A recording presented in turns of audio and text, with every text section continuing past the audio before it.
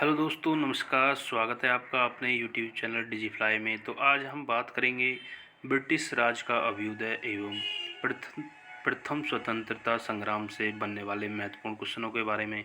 जहां दोस्तों जो भी बच्चे तैयारी कर रहे हैं UP triple S C PET 2023 की, उनके लिए यह वीडियो काफ़ी हेल्पफुल होने वाली है। इससे अलग क्वेश्चन आपका नहीं जाने वाला दोस्तों, यहीं से आपको क्वेश्चन देखने को मिल जाएगा। जो भी बच्चे नए हैं हमारे चैनल पर, वो सब हमारे चैनल से जुड़ जाएं, क्योंकि हम कंप्लीट तैयारी करवा रहे हैं। 35 दिनों में टारगेट रखा है हमने 75 प्लस मार्क्स का। तो चलिए दोस्तों, वीडियो को शुरू करते हैं। पहला क्वेश्चन देखेंगे, वास्को डी गामा गुजराती पथ प्रदर्शक अब्दुल मजीद की सहायता से भारत के पश्चिमी तट पर स्थित बंदरगाह कालीकट पर 20 मई 1498 को पहुंचा। जी हाँ दोस्तों, यहाँ से क्वेश्चन बनता है कि वास्को डी गामा कौन से बंदरगाह पर, कालीकट बंदरगाह पर कब पहुंचा?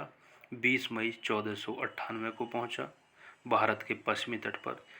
पथ प्रदर्शक कौन थे? अब्दुल मजीद की सहायता से।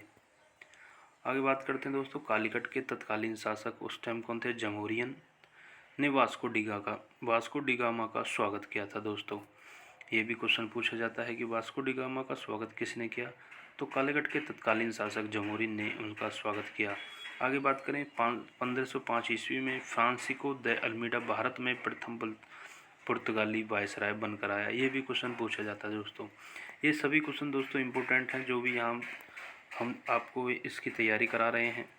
एक एक क्वेश्चन आपके लिए इम्पोर्टेंट होगा दोस्तों। वीडियो को बिना स्किप किए देखें, ताकि आपका क्वेश्चन यहीं से मिल जाए। बार बार कुछ भी पढ़ने की ज़रूरत नहीं है, इसी को ही आप 2 से 3 बार देख लें और अपने नोट्स बना लें। इससे अलग क्वेश्चन नहीं आएगा दोस्तों, यहीं से घूम कर के क्वेश्चन आपको देखने को मिल जाएगा। आगे बात करें दोस्तों, अल्फांसो द अल्बुकर्क ने 1510 ईस्वी में बीजापुरी शासक यूसुफ आदिल शाह से गोवा छीनकर अपने अधिकार में कर लिया था दोस्तों। यहीं से क्वेश्चन बनते हैं कि गोवा छीनकर अपने अधिकार में किसने किया? तो अल्फांसो द अल्बुकर्क ने किया। किससे किया? बीजापुरी शासक यूसुफ आदिल शाह से। इस तरह से क्वेश्चन बनते हैं दोस्तों। और कई बार परीक्षाओं में पूछा जाता है, भारत में यूरोपीय व्यापारियों की कंपनियों के आगमन का क्रम बताइए। यूरोपीय कंपनियों का आगमन का क्रम दिया गया है, पुर्तगाली, उसके बाद डच, उसके बाद अंग्रेज़, फिर उसके बाद डेन, उसके बाद फ्रांसीसी दोस्तों। ये आपको क्रम याद रखना है। आगे बात करें, भारत में यूरोपीय व्यापारिक कंपनियां हैं, जो भी हैं उनके नाम हैं, स्थापना वर्ष दिए हैं। भारत में प्रथम स्थायी फैक्ट्री कोचीन हो जाएगी आपकी, जो कि पुर्तगाली कंपनी थी, ये पुर्तगालों ने लगाई थी 1498 ईस्वी में।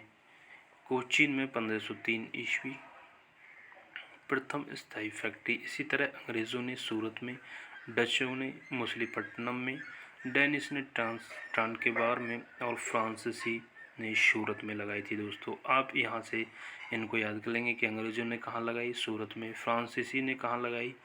सूरत में। और पुर्तगाली ने कोचीन में। इस तरह से क्वेश्चन बनते हैं दोस्तों। आगे बढ़ते हैं, भारत में पुर्तगाली सबसे पहले 1498 ईस्वी में आए तथा सबसे अंत में 1961 ईस्वी में वापस गए। यहाँ दोस्तों यहाँ से क्वेश्चन बनते हैं कि सबसे बाद में कौन आए? तो सबसे पहले कौन आए? पुर्तगाली आए भारत में। और सबसे बाद में कौन गई? तो पुर्तगाली ही सबसे अंत में गए। आगे बात करते हैं, भारत के साथ व्यापार के लिए सर्वप्रथम संयुक्त पूंजी कंपनी डचों ने आरंभ की थी। आपको याद रखना है, सर्वप्रथम जो संयुक्त पूंजी कंपनी है, किसने आरंभ की? डचों ने आरंभ की थी। डचों ने पुर्तगालियों को पराजित कर आधुनिक कोच्चि में फोर्ट विलियम्स का निर्माण कराया था। यह भी आपको याद करना है। पुर्तगालियों को पराजित कर आधुनिक कोच्चि में फोर्ट विलियम का निर्माण करवाने वाले कौन थे? तो डच थे दोस्तों। आगे बढ़ते हैं दोस्तों, अब देखेंगे 1599 ईस्वी में इंग्लैंड में एक मर्चेंट एडवेंचर्स नामक दल ने अंग्रेजी ईस्ट इंडिया कंपनी अथवा the governor and company of merchant trading into the East Indies की स्थापना की।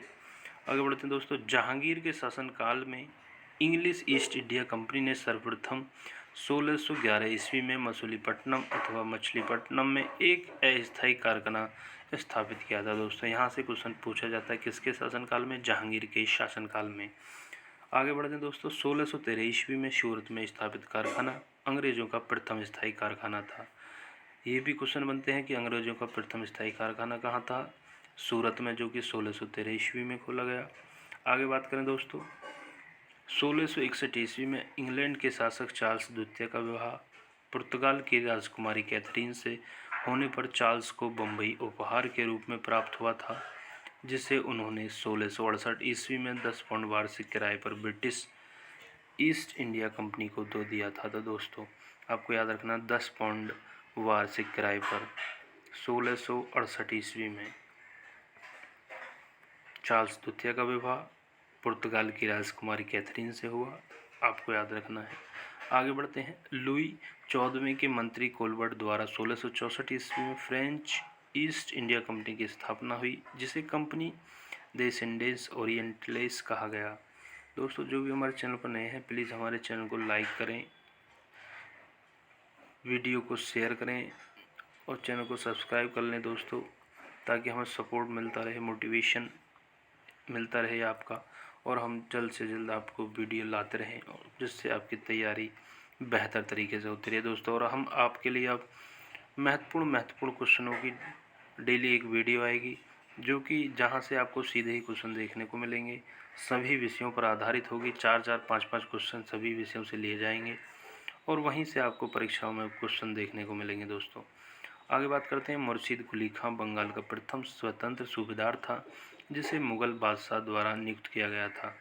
आगे बात करें, अलीवर्दी खां ने यूरोपियों की तुलना मधुमक्खियों से की तथा कहा कि यदि उन्हें न छेड़ा जाए तो वे शहद देंगी, और यदि छेड़ा जाए तो वो काट काट कर मार डालेंगी दोस्तों। आगे दोस्तों, most important question, black hole की घटना 20 जून 1756 को सिराजुद्दौला के समय हुई थी। ये पूछा जाता है किसके समय हुई थी, तो सिराजुद्दौला के समय हुई थी ब्लैक होल की घटना 20 जून 1756 ईस्वी। आगे बात करें, भारतवर्ष में ब्रिटिश साम्राज्य का संस्थापक लॉर्ड रॉबर्ट क्लाइव को माना जाता है। लॉर्ड रॉबर्ट क्लाइव को माना जाता है। आगे बढ़ते हैं, 22 अक्टूबर 1764 ईस्वी के अंग्रेज़ों ने मीर कासिम, अवध के नवाब शुजाउद्दौला तथा दिल्ली के मुगल सम्राट शाह आलम द्वितीय की सम्मिलित सेना को बक्सर के युद्ध में पराजित किया दोस्तों। तो याद करेंगे, बक्सर का युद्ध कब हुआ, 1764 ईस्वी में दोस्तों। पूछा जाता, बार बार परीक्षाओं में पूछा गया है, बक्सर का युद्ध 1764 ईस्वी में हुआ था दोस्तों। इलाहाबाद की संधि की यदि हम बात करें, 1765 के अनुसार शाह आलम द्वितीय को अंग्रेजी संरक्षण में ले लिया गया तथा उसे इलाहाबाद, जो कि प्रयागराज के नाम से जाना जाता है, में रखा गया। 12 अगस्त 1765 के अपने फरमान द्वारा मुगल बादशाह शाह आलम द्वितीय ने कंपनी को बंगाल, बिहार तथा उड़ीसा की दीवानी स्थायी रूप से दे दी, जिसके बदले कंपनी द्वारा सम्राट को 26 लाख रुपए प्रति पेंशन के रूप में दिया जाना था। प्रति वर्ष 26 लाख रुपए प्रति वर्ष पेंशन के रूप में दिया जाना था दोस्तों। आगे बढ़ते हैं दोस्तों, सरदार के एम पन्नीकर ने कहा कि 1765 से 1772 ईस्वी तक कंपनी ने बंगाल में डाकुओं का राज्य स्थापित कर दिया। रणजीत सिंह का जन्म 13 नवंबर 1780 को सुकरचकिया मिसल के मुखिया महासिंह के घर हुआ था। आगे बात करें, महाराजा रणजीत सिंह और अंग्रेजों के बीच 26 अप्रैल 1809 ईस्वी को अमृतसर की संधि हुई। अमृतसर की संधि महाराजा रणजीत सिंह और अंग्रेजों के बीच 25 अप्रैल 1809 ईस्वी को हुई दोस्तों। आगे बात करते हैं दोस्तों,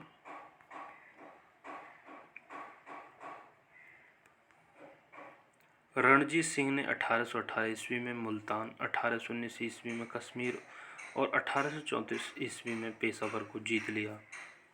ये आपको याद रखना है। आगे बात करते हैं, महाराजा दिलीप सिंह सिख साम्राज्य के अंतिम शासक थे। महाराजा दिलीप सिंह सिख साम्राज्य के अंतिम शासक थे। आगे बात करें, दिलीप सिंह का निधन अक्टूबर 1893 में पेरिस, फ्रांस में हो गया था। इनकी अंत्येष्टि इंग्लैंड में हुई थी दोस्तों। आगे बात करें, इंपोर्टेंट क्वेश्चन, प्रथम आंग्ल मैसूर युद्ध 1767 से 1769 ईस्वी में हुआ।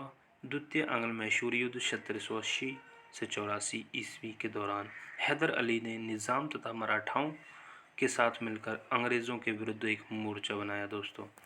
याद रखेंगे, प्रथम आंग्ल मैसूर युद्ध 67 से 69, 1767 से 69, और द्वितीय आंग्ल मैसूर युद्ध 1780 से 1784 ईस्वी के बीच हुआ था दोस्तों। आगे बात करें, टीपू सुल्तान ने श्रीरंगपट्टनम को अपनी राजधानी बनाया एवं यहाँ जैकोबिन क्लब की स्थापना की और उसका सदस्य बना। टीपू सुल्तान ने श्रीरंगपट्टनम को अपनी राजधानी बनाया एवं यहाँ जैकोबिन क्लब की स्थापना का जो श्रेय है टीपू सुल्तान को जाना जाता है और उसका सदस्य भी ये बने। आगे बात करें अब तृतीय आंग्ल मैसूर युद्ध 1790 से 92 का अवसान श्रीरंगपट्टनम की संधि मार्च 1792 द्वारा हुआ। जो आगे बात करें दोस्तों, टीपू सुल्तान जो कि चतुर्थ आंग्ल मैसूर युद्ध के दौरान 1799 ईस्वी में अंग्रेजों से लड़ते हुए मारे गए। तो यहाँ से क्वेश्चन बन सकता है दोस्तों, टीपू सुल्तान की मृत्यु किस युद्ध में हुई? तो चतुर्थ जो चौथा आंग्ल मैसूर युद्ध था अंग्रेजों से लड़ते हुए 1799 ईस्वी में हुई। आगे बात करते हैं दोस्तों, यहीं से आपके क्वेश्चन परीक्षाओं में देखने को मिल जाएंगे। यहाँ से क्वेश्चन अलग नहीं जाएगा दोस्तों। 5 नंबर में आपका भारतीय इतिहास से क्वेश्चन पूछे जाएंगे। तो 5 नंबर में समझता हूँ 10 से 15 वीडियो हैं, इन्हीं में से आपको क्वेश्चन देखने को मिल जाएगा। जो भी तैयारी कर रहे हैं और जिन्होंने भारतीय इतिहास का रिवीजन करना चाहते हैं तो हमारी कंप्लीट प्लेलिस्ट हमारे चैनल पर मिल जाएगी, वहाँ से आप रिवीजन कर सकते हैं दोस्तों। मात्र 2 से 3 दिन में आप कंप्लीट उन वीडियो को देख लेंगे। 5-5, 10-10 मिनट की वीडियो हैं, 10-12 वीडियो, उन्हीं में कंप्लीट कवर कर दिया है हमने भारतीय इतिहास को। और आगे आने वाले समय में भी हम ऐसे ही 5-5, 10-10 मिनट की वीडियो में और 6-6, 7-7 वीडियो में ही कंप्लीट 5-5 नंबर की तैयारी करेंगे। जैसे इतिहास हो गया, भूगोल, भारतीय संविधान हो गया, सामान्य विज्ञान की भी कुछ वीडियो बना दी हैं, कुछ भी और आनी बाकी हैं। इसी तरह से हम 35 दिनों के अंदर कंप्लीट तैयारी करा देंगे और आपके लिए जो सटीक क्वेश्चन है प्रैक्टिस के तौर पे लाएंगे उनको आप, जो कि आपको सीधे परीक्षाओं में देखने को मिलेंगे। चलिए आगे बढ़ते हैं दोस्तों। स्थायी बंदोबस्त 1793 ईस्वी में कॉर्नवालिस ने भू राजस्व की स्थायी बंदोबस्त प्रणाली का प्रारंभ किया। काफ़ी बार परीक्षाओं में पूछा जाता है दोस्तों, इसको आपको याद रखना है कि स्थायी बंदोबस्त प्रणाली का प्रारंभ किसने किया? कॉर्नवालिस ने किया, 1793 ईस्वी में किया। इसे आप रट्टा मान लें दोस्तों। इसे इस्तमरारी, जागीरदारी, मालगुजारी एवं विश्वादारी आदि भिन्न भिन्न नामों से भी जाना जाता है दोस्तों। ये लाइन को आप रट्टा मान लें, यहाँ से क्वेश्चन आपको देखने को मिल सकता है। आगे बात करें, स्थायी बंदोबस्त के अंतर्गत समूचे ब्रिटिश भारत के क्षेत्रफल का लगभग 19% हिस्सा शामिल था। आगे बात करें, रैयतवाड़ी व्यवस्था के जन्मदाता कौन है? रैयतवाड़ी व्यवस्था के जन्मदाता टॉमस मुन्रो और कैप्टन रीड थे। यह भी आपको रट्टा मान लेना है। रैयतवाड़ी व्यवस्था के जन्मदाता टॉमस मुन्रो और कैप्टन रीड थे। आगे बात करें, जिन्होंने सर्वप्रथम इसे तमिलनाडु के 12 महल जिले में लागू किया। यह भी आपको याद रखना है कि रैयतवाड़ी व्यवस्था कहाँ से शुरू की गई? तमिलनाडु के 12 महल जिले से। आगे बात करें, यह व्यवस्था मद्रास, बम्बई के कुछ हिस्से, पूर्वी बंगाल, असम तथा आधुनिक कर्नाटक का एक भाग में लागू की गई है। आगे बात करें, महलवाड़ी पद्धति में भू राजस्व व्यवस्था कैसे के साथ नहीं बल्कि प्रत्येक ग्राम अथवा महल जागीर का एक भाग के साथ स्थापित की जाती थी दोस्तों यहाँ से क्वेश्चन पूछ लाते हैं कि जो ये आपकी रैयतवाड़ी व्यवस्था है, यह व्यवस्था मद्रास, बम्बई कुछ हिस्से, पूर्वी बंगाल, असम तथा कुर्ग में लागू की गई थी। तो ये पूछ लेते हैं कहाँ कहाँ लागू की गई थी।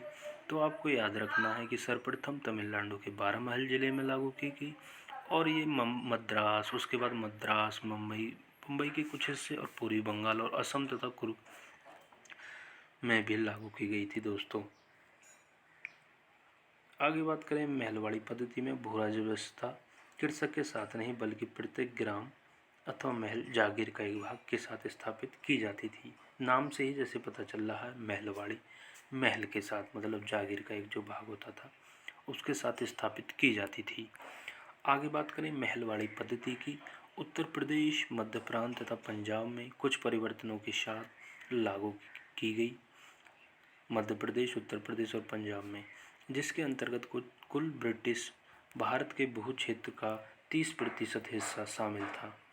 आगे बात करें दोस्तों, दादा भाई नौरोजी।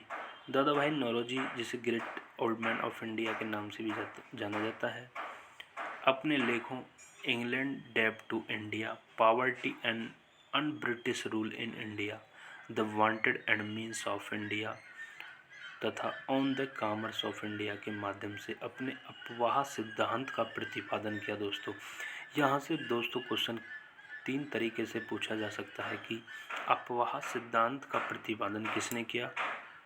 दादा भाई नौरोजी हो जाएगा उसका आंसर, अपवाह सिद्धांत। या यहाँ से ये जो अपने पुस्तक देखें लेख हैं, जैसे कि इंग्लैंड डेप टू इंडिया किस से संबंधित है, तो दादा भाई नौरोजी। ऐसे ही पूछ लेगा पॉवर्टी, जो कि बार बार परीक्षाओं में पूछा गया कि किसकी पुस्तक है। Poverty and un British rule in India किसकी पुस्तक है, दादा भाई नौरोजी। आप टिक लगा देंगे दोस्तों, काफ़ी बार परीक्षाओं में पूछा गया है। ऐसे ही आगे बढ़ते हैं दोस्तों, दादा भाई नौरोजी 1825 से 1913 तक ने 1865 ईस्वी में W.C. बनर्जी के साथ मिलकर लंदन इंडिया सोसाइटी का गठन भी किया। इसे भी आप याद रखेंगे। 1892 ईस्वी में लिबरल पार्टी के टिकट पर ब्रिटिश हाउस ऑफ कॉमन्स के लिए चुने जाने वाले दादा भाई नौरोजी पहले भारतीय थे। यह इम्पोर्टेंट क्वेश्चन है दोस्तों, वेरी वेरी इंपॉर्टेंट, कि 1892 ईस्वी में लिबरल पार्टी के टिकट पर ब्रिटिश हाउस ऑफ कॉमन्स के लिए चुने जाने वाले दादा भाई नौरोजी पहले भारतीय थे। पहले भारतीय लिबरल पार्टी के टिकट पर ब्रिटिश हाउस ऑफ कॉमन्स के लिए चुने जाने वाले पहले भारतीय दादा भाई नौरोजी थे। दोस्तों आगे बढ़ते हैं दोस्तों, अब देखेंगे दोस्तों कुछ इम्पोर्टेंट गवर्नर जनरल एवं उनकी नीतियाँ। वारेन हास्टिंग 1772 ईस्वी, बंगाल में द्वैध शासन का अंत। यहाँ से दोस्तों क्वेश्चन आपको सीधे सीधे परीक्षाओं में देखने को मिलेंगे। अब तक जिसने वीडियो को स्किप किया है तो कोई बात नहीं, लेकिन यहाँ से वीडियो को स्किप ना करें। जो भी ये दिए गए हैं, जैसे कि बंगाल में द्वैध शासन का अंत वारेन हास्टिंग ने 1772 ईस्वी में किया।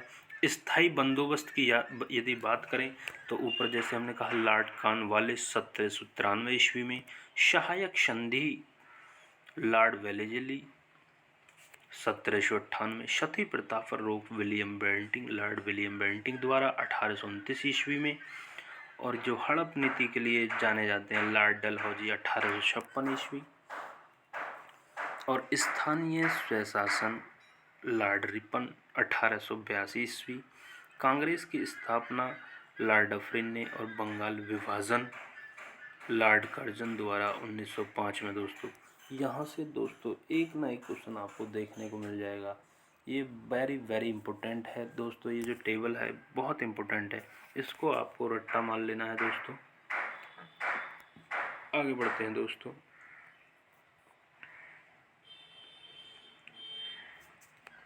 1857 की क्रांति का प्रारंभ 10 मई को मेरठ से हुआ था। 1857 क्रांति का प्रारंभ की यदि हम बात करें तो 10 मई को मेरठ से हुआ था, जो कि मेरठ उत्तर प्रदेश में है। 1857 के स्वाधीनता संग्राम का प्रतीक कमल और रोटी था। यह भी परीक्षाओं में पूछा जाता है, कमल और रोटी था। बरेली में रोहिलखंड के भूतपूर्व शासक के उत्तराधिकारी खान बहादुर ने 1857 के विद्रोह की रहनुमाई की। रानी लक्ष्मीबाई का मूल नाम मणिकर्णिका था, जिसका जन्म 19 नवंबर 1835 को गोलघर में हुआ था, जो वर्तमान में वाराणसी में है। 14 वर्ष की उम्र में लक्ष्मीबाई का विवाह झांसी के महाराजा गंगाधर राव के साथ हुआ। लखनऊ में विद्रोह का नेतृत्व बेगम हजरत महल द्वारा किया गया। उन्होंने अपने अल्पवयस्क बेटे ब्रिजेश कादिर को नवाब घोषित किया तथा प्रशासन की बागडोर अपने हाथ में ले ली। आगे बात करें दोस्तों, कानपुर में 5 जून 1857 को नाना दोदो पंत, जो कि नाना साहब के नाम से जानते हैं, को पेशवा मानकर स्वतंत्रता की घोषणा की गई। अजीमुल्ला खान नाना साहब के सलाहकार थे। तात्या टोपे को रामचंद्र पांडुरंग के नाम से जाना जाता है। रामचंद्र पांडुरंग का नाम तात्या टोपे। 1857 ईस्वी में जगदीशपुर में विद्रोह की अगुवाई करने वाले कुंवर सिंह बिहार के तत्कालीन शाहाबाद जिले वर्तमान भोजपुर जिले से संबंधित थे। आउवा के ठाकुर कुशल सिंह ने 1857 ईस्वी की क्रांति में अंग्रेजों और जोधपुर की संयुक्त सेना को पराजित किया था। आगे बात करें, मौलवी अहमदुल्ला शाह ने फैजाबाद में 1857 के विद्रोह को अपना नेतृत्व प्रदान किया। आगे बात करें, मौलवी अहमदुल्ला ने भारत के विभिन्न धर्मानुयायियों का आह्वान करते हुए कहा कि सारे लोग काफिर अंग्रेजों के विरुद्ध खड़े हो जाओ और उन्हें भारत से बाहर खदेड़ दो। 1857 के विद्रोह के समय भारत का गवर्नर जनरल लॉर्ड कैनिंग था। 1857 के विद्रोह के समय बैरकपुर में lieutenant general sir John Bennett Harris commanding officer थे। आगे बढ़ते हैं दोस्तों।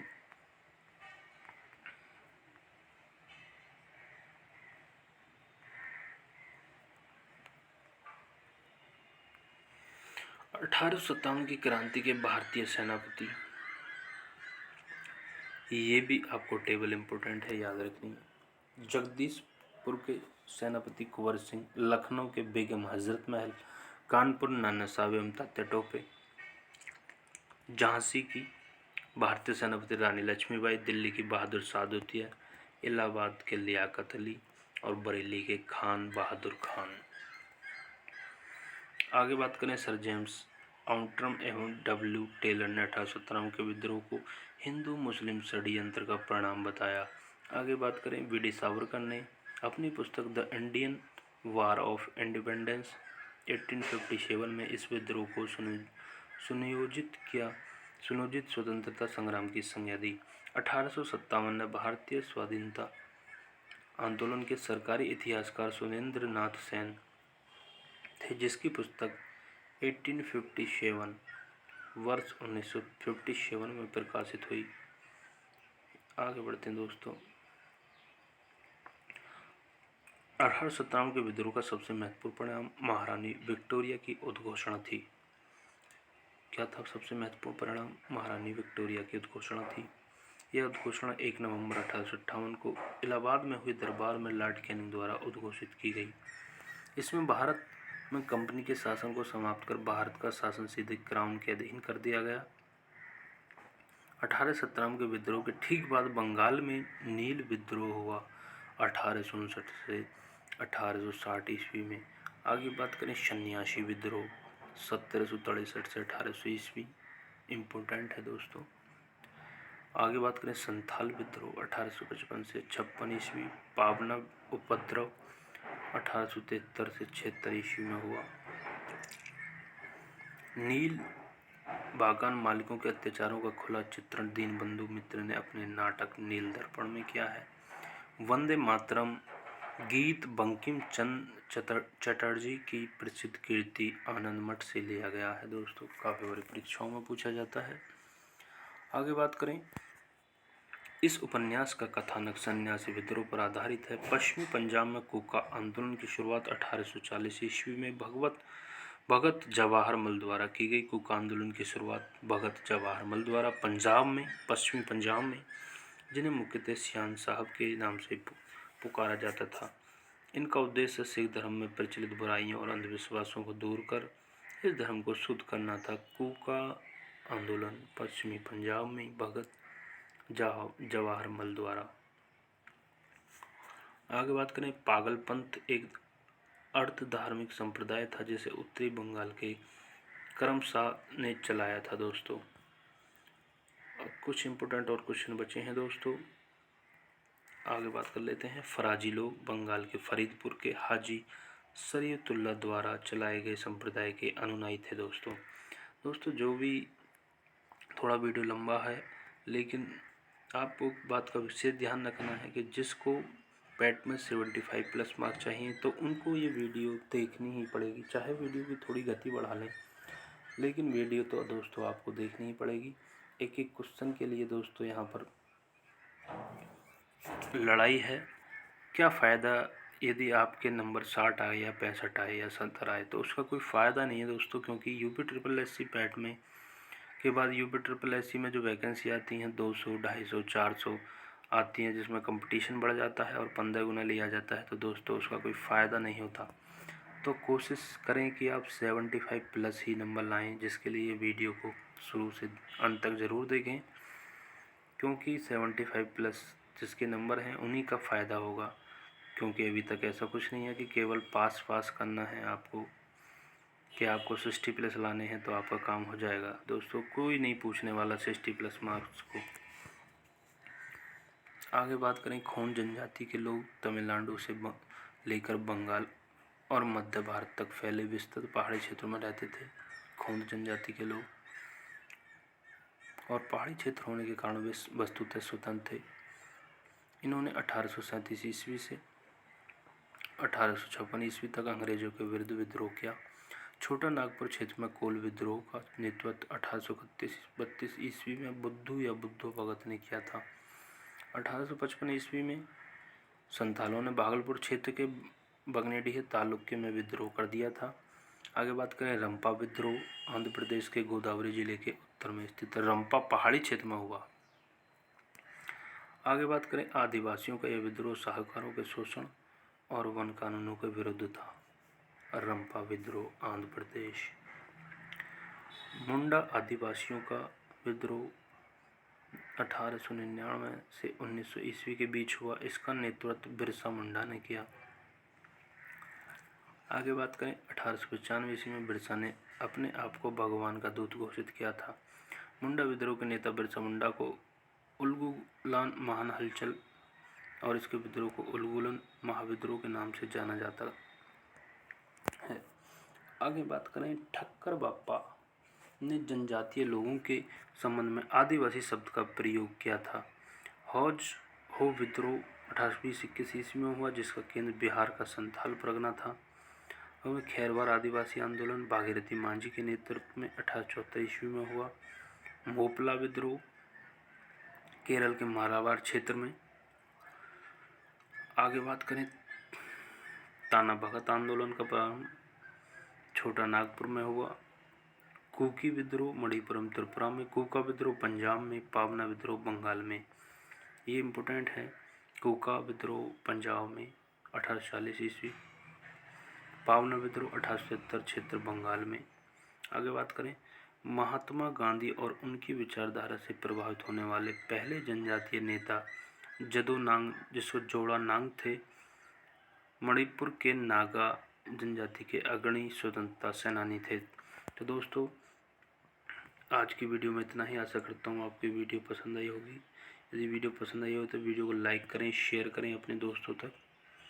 और यहीं तक इन्हीं क्वेश्चनों से आपको देखने को मिल जाएगा ब्रिटिश राज का अभ्युदय एवं प्रथम स्वतंत्रता संग्राम से बनने वाले सभी क्वेश्चन यहीं से मिल जाएंगे। तो मिलते हैं ऐसी नई वीडियो के साथ। तो तब तक के लिए जय हिंद, जय भारत। जो भी हमारे चैनल पर नए हैं तो प्लीज़ चैनल को सब्सक्राइब जरूर कर दें, ताकि हमें मोटिवेशन मिलता रहे। धन्यवाद।